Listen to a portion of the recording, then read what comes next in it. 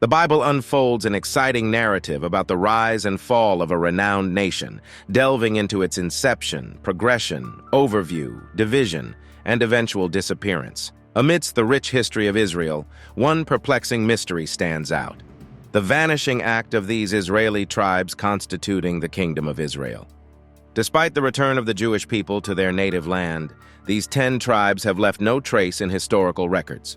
Today, let's dive into the video to embark on a journey and explore the shocking truth behind Israel's lost tribes. Let's start by getting an overview of the 10 tribes of Israel and the initial promise made to Abraham by God. "I will make you into a great nation, and I will bless you. I will make your name great, and you will be a blessing." This promise included multiple blessings. Abraham would have many children, they would gain fame, receive protection from the Holy Spirit, and bring prosperity to all. Abraham's son was Isaac, and Isaac's son was Jacob. Jacob, in turn, had an extensive family of 12 boys and 1 girl. Together, they journeyed to Egypt. Jacob's family grew up in Egypt, and 10 of his 12 sons were bestowed with tribes named after them. Joseph, however, had 2 tribes named after his own sons: Ephraim and Manasseh. The designations of these 12 tribes are as follows: Reuben, Simeon, Judah, Issachar, Zebulun, Benjamin, Dan, Naphtali, Gad, Asher, Ephraim, and Manasseh. Under the leadership of Joshua, who conquered Canaan, the tribes dispersed across the land. After the rule of King Solomon, the tribes faced division. God spoke to Solomon, expressing dissatisfaction with his attitude and disobedience to the covenant. "Since this is your attitude, and you have not kept my covenant and my decrees which I commanded you, I will most certainly tear the kingdom away from you and give it to one of your subordinates." 1 Kings chapter 11, verse 11. However, for the sake of David, Solomon's father, the division wouldn't occur during Solomon's lifetime. The prophet Ahijah the Shilonite tore 12 pieces from his coat and gave 10 of those pieces to Jeroboam, saying, "See, I am going to tear the kingdom out of Solomon's hand and give you 10 tribes." 1 Kings chapter 11, verse 31. Jeroboam, the son of Nebat, led the establishment of the Kingdom of Israel and became its first king. This story lays the groundwork for the idea of the 10 tribes. Upon arriving in Jerusalem, Rehoboam mustered all of Judah and the tribe of Benjamin, forming the Kingdom of Judah. With the passing of King Solomon, his son Rehoboam ascended to the throne. However, the 10 tribes rebelled against his rule, dividing the once united kingdom into the Kingdom of Israel and the Kingdom of Judah. The Kingdom of Israel in the northern territory comprised 9 tribes, while the Kingdom of Judah in the southern realm consisted of 3 tribes. As time passed, and due to the transgressions of the Israelite people, both kingdoms faced exile at different periods and locations. The downfall of the Kingdom of Israel occurred in 772 BC, when the Assyrian kingdom, under the rule of Shalmaneser V, conquered it. In the 9th year of Hoshea, the king of Assyria captured Samaria and deported the Israelites to Assyria. 2 Kings chapter 17, verse 6. In 721 BC, following the Assyrian conquest, the inhabitants, including members of the 10 tribes, were forcibly relocated to various parts of the Assyrian Empire. The tribes underwent a process of assimilation, blending into different ethnic groups within the empire. Some also merged with the tribes of Judah and Benjamin. In 586 BC, Jerusalem fell to Nebuchadnezzar, the king of Babylon, leading to the expulsion of the inhabitants of the Kingdom of Judah.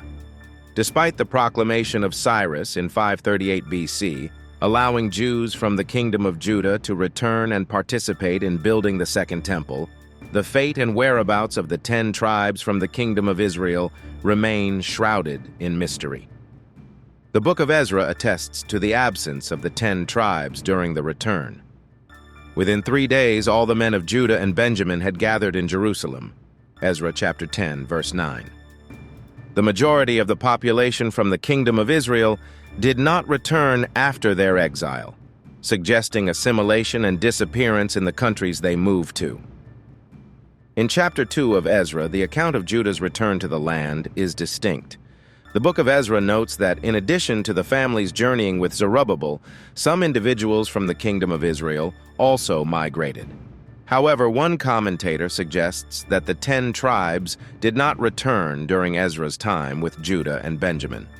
The verses indicating the arrival of people from the 10 tribes may refer to inhabitants who had moved to the kingdom of Judah even before the kingdom of Israel's destruction. Most commentators analyzing verses in the book of Ezekiel clarify that the reference to those who returned applies only to the same generation that was exiled. Over 50 theories exist regarding the tribe's location, but 2 central theories stand out.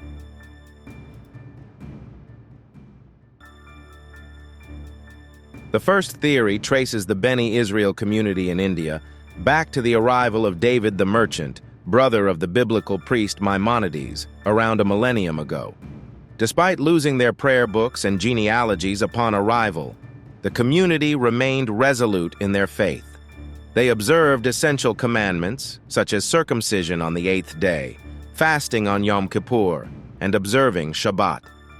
Their ancient burial site, dating back 2,200 years, is now the oldest cemetery outside of Israel. The second tale involves Eldad Hadani, a 9th century merchant engaged in trade across various places. As he roamed through Europe, he proudly identified himself as a member of the tribe of Dan, residing in the cities of Cush alongside the tribes of Naphtali, Gad, and Asher. Eldad claimed that the religious laws they followed had been passed down since the time of Joshua, shaping their distinct way of practicing faith. The mysterious disappearance of the 10 tribes has sparked questions and hopes of rediscovering their descendants, potentially reuniting them with their people. This echoes the return of some sons of the kingdom of Judah to Zion after the fall of the Babylonian kingdom. Well, these questions captivated people throughout the generations. However, it is noted that those lost tribes actually returned to Israel. Let's talk about them. When people talk about the lost tribes of Israel, they generally refer to the 10 tribes of the northern kingdom that fell to Assyria around 722 BC. These tribes include Reuben, Simeon, Levi, Dan, Naphtali, Gad, Asher, Issachar, Zebulun, and Joseph, divided into Ephraim and Manasseh. The majority of the northern kingdom's people were deported to ancient Assyria, 2 Kings chapter 17, verse 6. Those who remained in the land intermarried with people sent by the Assyrian king, leading to the narrative that the 10 tribes were lost to history, either wiped out or assimilated into other groups. The story of the lost tribes, however, is based on inference and assumption rather than direct biblical teaching. While mysteries and legends surround their fate, it's crucial to approach these narratives cautiously. Various legends and traditions speculate on the fate of the 10 lost tribes. Some suggest migration to Europe, with the Danube River purportedly named after the tribe of Dan. Others, like the heretical British Israelism, claim the tribes migrated to England, asserting that all Anglo-Saxons today are actually Jews. Surprisingly, groups worldwide, including those in India, Nigeria, Ethiopia, Pakistan, Afghanistan, and North America, claim descent from the lost tribes. Numerous theories extend the lineage of the lost tribes to diverse places. Some propose connections to the Japanese or American Indians.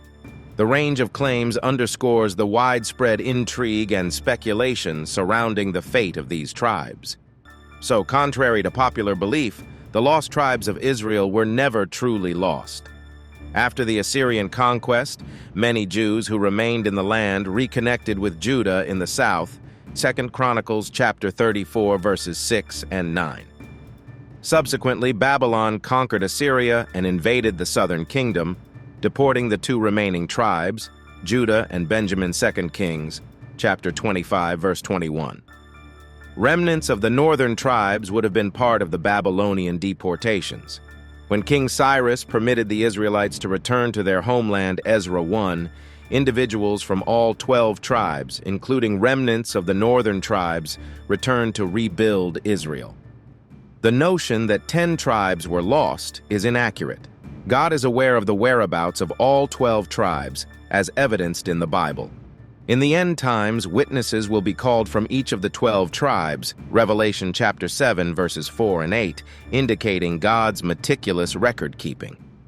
Biblical examples further dispel the idea of lost tribes. The prophetess Anna Luke, chapter 2, verse 36, hailed from the tribe of Asher, one of the 10 supposedly lost tribes. Zechariah, Elizabeth, and John the Baptist are from the tribe of Levi. Luke chapter 1, verse 5, emphasizing their clear lineage. Jesus assures the disciples they will sit on thrones judging the 12 tribes of Israel. Luke chapter 22, verse 30. Paul, aware of his Benjaminite lineage, Romans chapter 11, verse 1, speaks of the ongoing hope of the 12 tribes, Acts chapter 26, verse 7.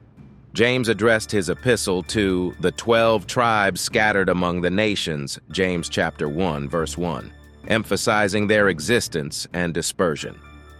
Scriptural evidence emphasizes that all 12 tribes of Israel persist and will play a role in the Messianic kingdom. None of them are lost, challenging the notion that the tribes disappeared or were forgotten. So what do you think of the truth behind those lost tribes? Comment below and subscribe for more.